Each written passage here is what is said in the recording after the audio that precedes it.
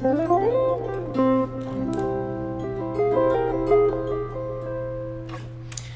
music is all about tension and release, and it's very important for us to see that, because if we can understand that, then we can actually make a lot of really great music. What I want to talk about today is triads, and we'll talk about 10 levels of triads and arpeggios. For me, that was a huge thing that I really didn't understand how it works, and triads are actually everywhere. In solos, in harmony, in chords, in music, all the time. So if we can understand these sounds, then we can actually understand music and guitar way better. For me, there was a world that I thought is very complicated, and I couldn't really understand why I need to know that. Now, let me explain why. And the reason is really, when we are articulating a triad, or when we express basically an arpeggio, we actually express the idea of location. C major can be actually New York, where we are right now. So this is the arpeggio. This is literally an articulation, sort of like coordinates of where we are. This is the arpeggio of C major. And then I can play this arpeggio, A minor, which articulates this chord. And when I'm saying articulate, is literally the notes. Arpeggio is a broken triad, so it literally contains the notes. So while we just conceptually understand that, when we're playing these arpeggios and triads, we articulate the chord, this is a good start, because then we can start mix and match things. Alright, so the first step is understanding what are triads. Just before, please hit the like button and subscribe, and maybe also turn the notifications on. Thank you. Level 1. Understanding. So first we need to understand what we're talking about, right? So if I have the chord C major, for example, so it is constructed from 3 notes, triads, 3, 1, 3, 5. What are these numbers, right? So C major, 1, 2, 3, 4, 5, 6, 7, 8, right? These are the numbers of the scale of the notes, C, D, E, F, G, A, B, C. Now I'm literally taking the first note, the third note, and the fifth note. So 1, 3, 5, C, 1, 2, 3, that's E, so C and E, and then 1, 2, 3, 4, 5, that's G, so 1, 3, 5. This is the triad. This is the basic sound that we hear, and it's important to understand and connect to it, not only be like, oh, I understand it theoretically, but really feel this creature, which brings us to level 2. Question: what is the best pop songs of all times? All times, best pop song.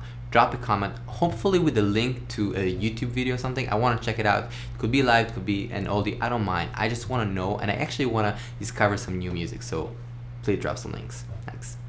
Here, we're going to listen carefully before we even play all the cool shapes that are very important, but check this out. So we're going to feel this feeling from 3 places, from the 1, from the 3, and from the 5. So I'm just going to sing C. I would really encourage us all to check out all these points, because some of them are super, super crucial if you're serious about guitar and improvisation. This is how it feels singing the C for me. Okay, and maybe it's unexpressible. That's why it's music and not words. I have this feeling that I'm feeling, and now I'm gonna feel this one. Me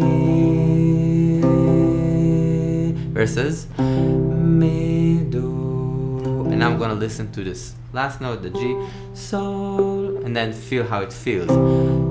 Sol, do, mi, sol. Right, I'm just listening to how it feels, and maybe I can listen also in minor.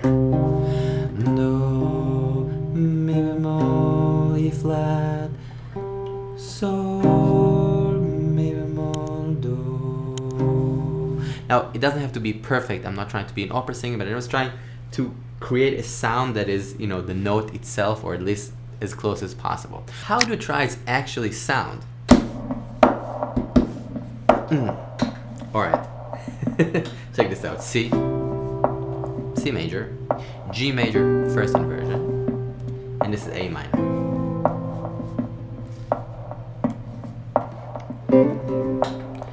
So we have 3 chords, the 1 chord, which is the tonic, the 5, first inversion, a little softer, and then the 6, which is also what we call the false cadence, because after the 5, we expect the 1, but we're getting the 6 here. Alright, so I'm going to play the 1, 3, 5 of each one of these chords so we feel the sound of the triad.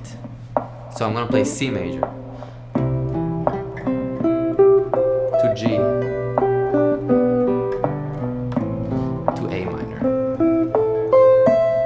So you see, it feels very vanilla at this moment because I'm literally describing kind of like textbook what we're hearing, right? I'm not doing anything interesting, not rhythmically, not harmonically, and maybe also not emotionally yet. So it is important though to feel the feeling of the triad, how it feels when I'm expressing this sort of like geographical coordinates versus the scale. So this is the scale.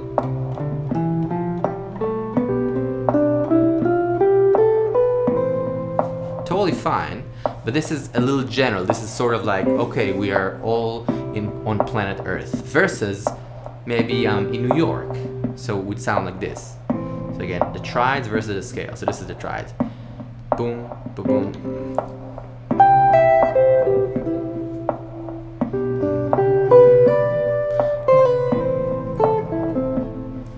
Right, so this is me again, just showing you how I can pause this, how I can express the C major to the G major to the A minor using those three notes of each one of the chords. C is C, E and G, G major is G, B and D, and then A minor is A, C and E. Alright, so I just want us to understand on this like very general place of how it feels, because very soon we're gonna use it in a very cool and creative way.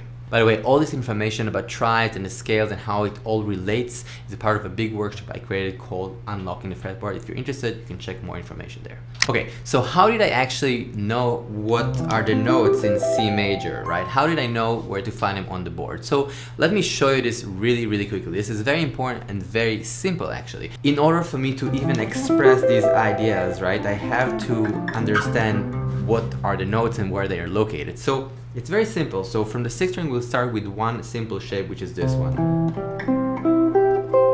And what I'm doing is actually understanding where the notes are. So this process of tagging is something that we talk about often here in the channel. But when you're even practicing this 1, 3, 5, tell yourself, do, mi, sol, do, mi, sol, do. So 1, 3, 5, 1, 3, 5, 1. And I want you to see, like visually really to be able to see, oh, this is C and this is E and this is G, right? So seeing these notes again and again and being able to tag them makes it easier because we literally meet them all the time. So again, this is the shape for C major from the sixth string, or at least one of the shapes. Later on in the video I'll show you a few more shapes once we get there. And then this will be G major. I'm playing the same shape right now from here. And the notes in G major are G, B, and D. And then I'm literally repeating that. So G, B, D, G, B, D, G. And when I'm practicing and trying to learn these pieces of information, I am slowing things down to the point that I can process. And if this is too much, then tell yourself, okay, let me really quickly or slowly understand how is this C? E, F, G, A, B, C. Oh, okay, now I get it. You know, really break it down to point that you don't need to really memorize but really understanding. Okay, so we have the sixth string shape for major, or here, yes, we can do this fingering, and then for minor as well we can play this one. And if you need the PDF, of course, you can look at the screen, or also if you need the full thing, it will be on my Patreon if this is helpful. Alright, so we have C major, we have G major, and we have A minor from the sixth string. Now, of course, we can also play it from the fifth string. I'll show you two shapes for that. So C major would be this, and I'm going to use the same shape on G. And for A minor, I'll use this shape here. So it's basically the same shape as A major, or this, but only minor. So this is why it's very helpful for us to know the notes as much as possible. And I know it takes time, but just when you're practicing, please, please do it slowly so you can process the information. Wait, but how do we actually get to be free and solo and not make this an exercise? Well, so I'll make a little exercise. So C, chord notes, G, and A minor. Okay, now I'll do 8 notes. Same thing, double. Just the shape.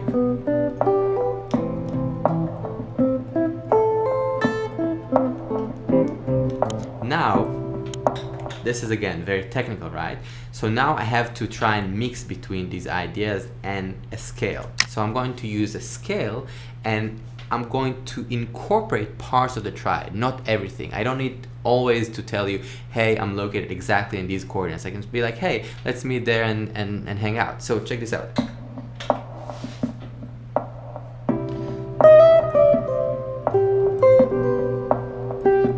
Little G, A minor,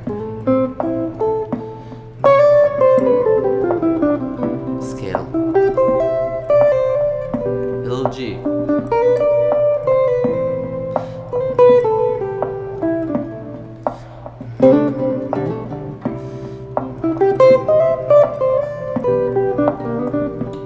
G, parts of the triad,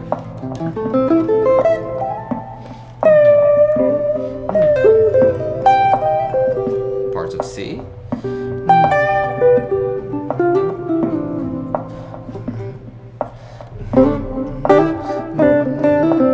right? And as you see, this is very educational solo in a way, right? Because I'm really trying to use, you know, kind of 85% of the triads, and then the others just C major. Of course, once we start feeling comfortable, we can expand this more, which brings us to the next step.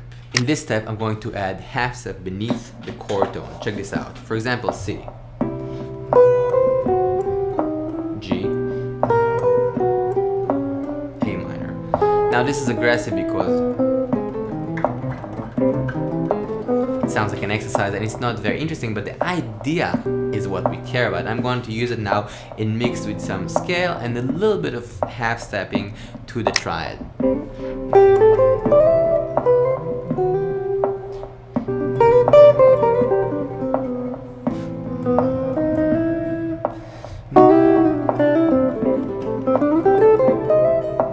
Right, what I just did here, check this out.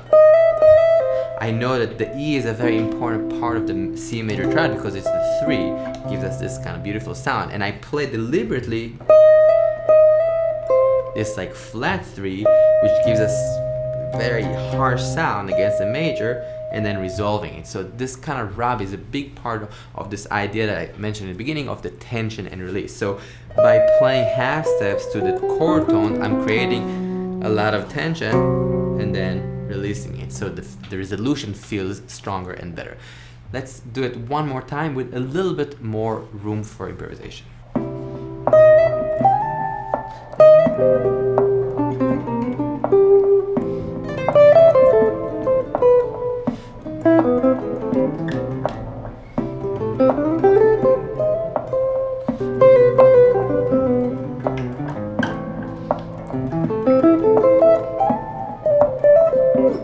So you see how even at the end there I play this.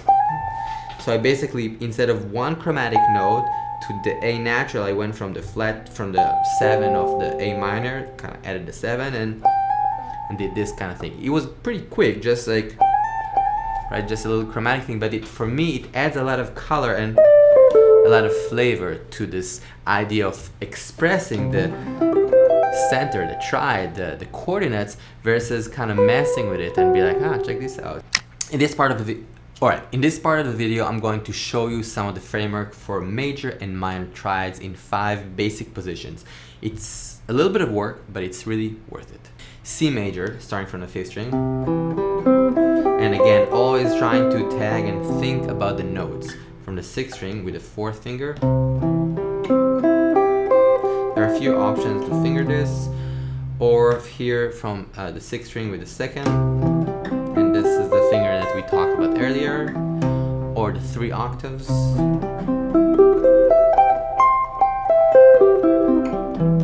or from the 6th string starting from the E. What I would do is make sure I see every one of the shapes separately, very slowly and very easily, and again tagging the notes, and then I would start playing it on a click. For example, chord notes, 8 notes, triplet or 16 notes, but not too fast, just 1 and 2 and 3 and 4 and 1 and 2 and 3 and 4, or 1 2 3 1 2 3 1 2 3 1 2 3 1. Right, right? Each one of them slowly but surely trying to tag it and see it. And then the same thing in minor from these points. So C minor would be this. And then from the 6th here. Or from the 2nd finger here. Or 3 octaves.